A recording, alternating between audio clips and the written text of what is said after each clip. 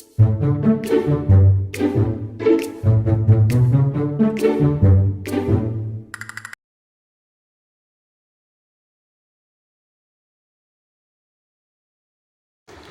Assalamualaikum. Saya Nurina Izzati. Bagi video pembentangan falsafah dan isu semasa, kami memilih tajuk kesejahteraan dan kaitan dengan masalah stres yang dialami oleh masyarakat di Malaysia. Merujuk kepada pilihan tajuk, apa yang kita faham tentang masyarakat ianya adalah satu kumpulan manusia yang tinggal bersama-sama dan saling berinteraksi sesama mereka tanpa mengira agama, bangsa, kaum maupun peringkat umur. Sejahtera meliputi sihat, tenang, damai dan membahagiakan untuk memastikan seseorang individu berada dalam keadaan yang baik. Keseimbangan amat diperlukan dari segi fizikal, intelektual dan spiritual. Apa yang kita tahu spiritual ialah membantu otak dan fizikal berfungsi dengan sejahtera. Jika kesejahteraan tidak berfungsi dengan baik, itu yang membuatkan berlakunya masalah stres. Stres ni boleh memberi kepada kesan yang negatif seperti keletihan, penyakit dan malah boleh membawa kepada kematian. Stres juga boleh memberi ancaman yang tidak sihat kepada individu dan mengganggu kepada pemikiran, perasaan dan aktiviti seseorang itu. Merujuk kepada 4 objektif kajian di mana pertama memahami hubung kait antara kesejahteraan dan masalah stres yang dialami oleh masyarakat di Malaysia. Kedua, menganalisis kewujudan masalah stres dalam kalangan masyarakat tanpa mengira faktor usia. Ketiga, mengenal pasti kepentingan dalam menjaga kesejahteraan emosi ketika menghadapi masalah stres. Keempat, menganalisis gaya hidup yang sihat dalam kehidupan seharian. Bagi 4 poin yang dinyatakan akan dihuraikan di bahagian analisis dan perbincangan. Memahami hubung kait antara kesejahteraan dan masalah stres yang dialami oleh masyarakat di Malaysia. Kesihatan mental merupakan satu konsep yang memerlukan keseimbangan di antara aspek fizikal, psikologi, kerohanian dan sosial. Kesemua aspek ini adalah saling kaitannya yang boleh mempengaruhi kebolehan seseorang bertindak balas dengan cara yang sesuai dan sewajarnya. Kesihatan mental tidak boleh dipisahkan daripada kesejahteraan fizikal. Kesihatan serta penyakit mental dan fizikal merupakan sebahagian daripada kehidupan yang penting dan saling bergantung antara satu sama lain. Jelasnya di sini, sebarang penyakit atau gangguan fizikal boleh memberi kesan emosi terhadap individu dan ahli keluarganya. Hai, Assalamualaikum. Hari ini saya akan membentangkan analisis kewujudan masalah stres dalam kalangan masyarakat tanpa mengira faktor usia. Masalah stres adalah satu fenomena yang melibatkan keadaan ketegangan emosi dan fizikal yang dialami oleh seseorang. Stres dapat berlaku dalam kalangan masyarakat tanpa mengira faktor usia. Terdapat beberapa faktor yang dapat menyebabkan masalah stres dalam kalangan diikuti dengan faktor fizikal, sosial serta emosi. Antaranya ialah tekanan dari tempat kerja dan juga belajar. Ini kerana bebanan kerja yang tinggi dan tuntutan prestasi bagi mengekalkan hasil kerja yang baik dan menyelesaikan tugasan tepat pada masanya tanpa gagal. Hal ini mengesahkan bahawa kehidupan di universiti merupakan tekanan dalam kehidupan belajar. Masyarakat dari pelbagai peringkat umum boleh mengalami tekanan ini. Seterusnya ialah perubahan hidup yang menjadi peristiwa besar seperti kematian, perceraian dan penyakit serius dapat menyebabkan tekanan emosional yang serius dalam kalangan masyarakat. Selain itu, masalah kewangan oleh kerana kehilangan pekerjaan, hutang yang menimbun dan ketidakstabilan ekonomi dapat menjadi penyebab ketegangan emosi yang besar dalam kalangan masyarakat. Ini dapat mempengaruhi orang dewasa, remaja dan juga kanak-kanak. Bukan itu sahaja, hubungan sosial seperti konflik keluarga dan kekurangan sokongan sosial dapat mempengaruhi emosi orang dewasa, remaja dan juga kanak-kanak. Tambahan pula, gangguan psikologi seperti masalah tidur dapat mempengaruhi pelbagai proses tingkah laku dan kemerosotan kualiti hidup. Ini adalah faktor penting yang menyumbang kepada kelemahan pembelajaran dan kesejahteraan dalam setiap lapisan umur. Terima kasih. Menjaga kesejahteraan emosi, kita boleh mengurangkan risiko terjadinya gangguan kesihatan ini dan memastikan kesihatan kita pada tahap optimal. Dengan menjaga kesejahteraan emosi, kita boleh mengurangkan risiko terjadinya gangguan kesihatan ini dan memastikan kesihatan kita pada tahap optimal. Malahan, menjaga kesejahteraan emosi juga memberi impak kepada kemampuan dan kita boleh membuat keputusan yang baik. Ketika kita dalam keadaan stres dan emosi tidak stabil, kemampuan kita untuk berfikir jelas dan objektif dapat terpengaruh. Kesejahteraan emosi juga memainkan peranan penting dalam hubungan interpersonal kita. Dengan menjaga kesejahteraan emosi, kita dapat meningkatkan kemampuan dan membuat keputusan yang baik dan bijaksana. Kesejahteraan emosi juga memainkan peranan penting dalam hubungan interpersonal kita ketika mengalami tekanan emosi negatif seperti kemarahan, kekecewaan. Hal ini dapat mempengaruhi cara kita berinteraksi dengan orang lain, memiliki hubungan yang lebih sihat, membangunkan komunikasi yang baik dan mengatasi konflik dan bijaksana. Dengan menjaga kesejahteraan emosi, kita boleh memiliki hubungan yang lebih sihat dan membangunkan komunikasi yang baik. Saya Christina dan saya akan membentangkan tentang analisis mengaplikasikan gaya hidup yang sihat dalam kehidupan seharian bagi semua golongan masyarakat. Gaya hidup yang sihat amat penting dalam kehidupan seharian masa kini kerana ia dapat mengawal kesejahteraan hidup dan senaman adalah salah satu cara untuk mengawal stres dengan betul. Setiap masyarakat perlu tahu bahawa senaman membawa banyak kebaikan pada diri dan salah satunya adalah untuk menjaga kesihatan diri dari segi fizikal dan mental. Selain itu, pemakanan juga adalah salah satu amalan yang sihat dan boleh diamalkan oleh semua golongan masyarakat. Dengan mengamalkan pemakanan yang seimbang, ia dapat membantu individu untuk mengekalkan kesihatan dari segi mental dan fizikal.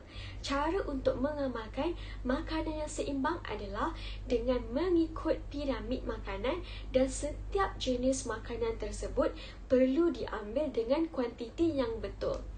Tambahan pula, membuat aktiviti luar seperti berkelah dan mendaki bukit juga boleh mengurangkan stres. Mendaki bukit bersama kawan-kawan dapat membantu untuk mengawal stres kerana individu tersebut boleh bersosial bersama kawan-kawan yang lain serta mereka juga boleh menikmati keindahan bukit tersebut dan suasana ketika berada di puncak bukit tersebut. Dengan menikmati keindahan ini, hormon stres yang berada di dalam diri dapat dikeluarkan serta keindahan suasana tersebut dapat menyerap tenaga yang positif ke dalam diri. Berfikiran positif juga amalan gaya hidup sihat yang boleh diamalkan pada kehidupan seharian. Normal bagi setiap individu untuk mempunyai masalah, tetapi cara untuk kita mengatasi masalah tersebut adalah dengan mengambil masalah dari segi yang positif sahaja. Kesan masalah stres yang akan dapat dialami oleh masyarakat di Malaysia. Yang pertama, dapat mengakibatkan kesan yang negatif kepada kesihatan mental. Yang kedua, dapat mengakibatkan kesan negatif kepada kesihatan fizikal. Yang ketiga, dapat mempengaruhi signifikan kepada pekerja di Malaysia. Yang keempat, dapat mengakibatkan individu tersebut terpengaruh dan mengambil minuman keras dan juga dadah.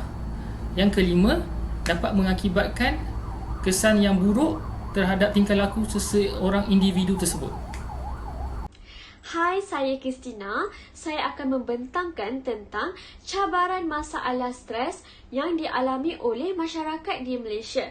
Cabaran yang dihadapi adalah tanggapan persepsi yang salah bahawa ramai individu menyangkakan bahawa stres hanya dihadapi oleh orang dewasa sahaja. Persepsi ini adalah salah sama sekali kerana masalah stres tidak kenal umur sama ada tua ataupun muda.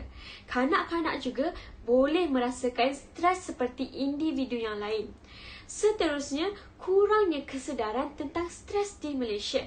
Kurangnya kempen kesedaran tentang stres ini di Malaysia adalah merupakan cabaran bagi Malaysia untuk memupuk lagi masyarakat bahawa stres adalah kes yang sering dihadapi oleh rakyat Malaysia. Cabaran yang seterusnya adalah kebanyakan masyarakat tidak tahu cara untuk mengendalikan stres dengan betul. Kebanyakan daripada individu hanya memendam perasaan mereka sahaja ketika mereka mengalami sesuatu masalah dan ini akan menyebabkan kesan impak yang besar dan negatif. Antaranya, stres tersebut menjadi kepada masalah kemurungan. Cabaran seterusnya adalah isu stres ini hanya dipandang remeh di mata masyarakat. Mereka beranggapan bahawa isu stres ini adalah masalah yang ringan dan stres tersebut akan hilang dalam masa beberapa hari sahaja. Anggapan masyarakat yang sebegini sememangnya salah kerana stres ini boleh dilalui dengan jangka masa yang lama dan boleh mengganggu kehidupan harian seseorang tersebut. Cabaran seterusnya saya akan bagi kepada Arif. Assalamualaikum dan selamat sejahtera. Nama saya Muhammad Arif Merazali. Seterusnya saya akan sambung tentang cabaran stres yang dihadapi oleh masyarakat di negara Malaysia. Isu stres ini hanya dipandang remeh di mata masyarakat. Mereka beranggapan bahawa isu stres ini adalah masalah yang ringan dan stres tersebut akan hilang dalam beberapa hari sahaja. Anggapan masyarakat yang sebegini sememangnya salah kerana stres ini boleh dilalui dengan jangka masa yang lama dan boleh mengganggu kehidupan harian seseorang. Terdapat juga masyarakat yang menganggap bahawa individu yang mengalami stres ini adalah seorang yang lembik dan tidak mampu untuk menempuh kehidupan seharian mereka. Anggapan yang sebegini tidak sepatutnya wujud kerana ia akan mencetuskan pelbagai reaksi yang kurang enak dan akan menyebabkan ramai masyarakat menganggap bahawa anggapan itu adalah benar. Selain daripada itu, terdapat juga sesetengah individu yang malu untuk meminta pertolongan berkaitan masalah stres. Hal ini kerana kebanyakan daripada rakyat Malaysia lebih gemar menyimpan masalah, tidak mahu berkongsi dengan keluarga mahupun rakan sehingga akhirnya menyebabkan tekanan emosi mahupun fizikal semakin berleluasa dan sukar untuk dikawal. Tambahan pula, masalah utama yang dihadapi oleh negara Malaysia adalah kekurangan kira-kira 3,000 pakar psikiatri bagi menampung keperluan lebih 30 juta penduduk Malaysia. Malangnya ketika ini, negara hanya memiliki 380 pakar di seluruh negara. Masalah ini tentunya memberikan impak kepada proses rawatan dan pemulihan kerana bantuan pakar psikiatri dan profesional sangat diperlukan bagi merawat penyakit berkenaan. Dalam pada masa itu, sesetengah rakyat Malaysia juga sukar untuk mengawal kesejahteraan kesihatan dikala menghadapi masalah stres. Terdapat peluang lebih tinggi bahawa seseorang itu akan hanya berdiam diri dan memendam emosi apabila mereka tidak dapat mencari cara untuk meluahkan kekecewaan mereka.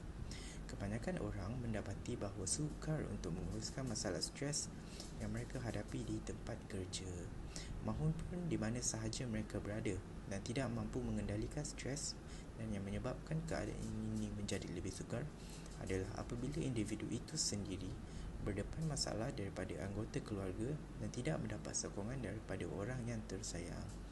Akhir sekali, cabaran yang dihadapi adalah kurangnya sokongan sosial kepada individu yang mengalami masalah stres. Walaupun sebahagian daripada mereka dapat mengawal emosi mereka dengan baik, ada juga yang memerlukan campur tangan yang lebih mendalam seperti sesi kaunseling yang berpanjangan ataupun terapi yang berlanjutan daripada pakar. Dalam hal ini, masyarakat perlu disedarkan bahawa semua pihak mempunyai tanggungjawab bagi membantu individu yang berada dalam krisis gangguan kesihatan seperti stres. Ramai di antara kita kurang jelas mengenai tanda-tanda stres. Oleh itu, mereka tidak dapat menghulurkan bantuan apabila berhadapan dengan individu yang mengalami masalah stres. Mereka tidak seharusnya dibiarkan. Sebaliknya, ahli keluarga maupun rakan-rakan perlu membawa mereka bertemu pakar bagi memendung masalah stres ini daripada merebak menjadi perkara-perkara yang tidak diingini. Terima kasih. Cara mengatasi masalah stres dalam kalangan masyarakat di Malaysia. Untuk meningkatkan kesedaran tentang kesihatan mental kita, perlu melancarkan kempen kesedaran yang luas dan menyediakan informasi kepada masyarakat. Selain itu, penting untuk memperluaskan akses ke layanan kesihatan mental agar lebih mudah dijangkau oleh semua orang. Program kesejahteraan juga di tempat kerja dapat membantu pekerja menjaga kesihatan mental mereka.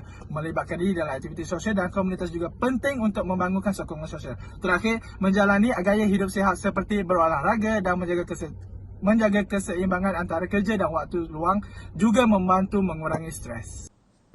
Kesimpulan daripada kesejahteraan dan kaitan dengan masalah stres yang dialami oleh masyarakat di Malaysia, rakyat dan pihak yang bertanggungjawab perlu menerapkan langkah-langkah seperti meningkatkan kesedaran kepada masyarakat tentang pentingnya menjaga kesejahteraan mental dan bagaimana mengatasi stres dengan betul. Melalui pendekatan komprehensif ini, diharapkan dapat mengurangkan lagi tahap stres masyarakat di Malaysia dan meningkatkan kesejahteraan mental secara keseluruhan. penting untuk melibatkan pelbagai pihak termasuk kerajaan, institusi kesihatan, syarikat dan komuniti untuk mengatasi masalah stres dalam kalangan masyarakat Malaysia.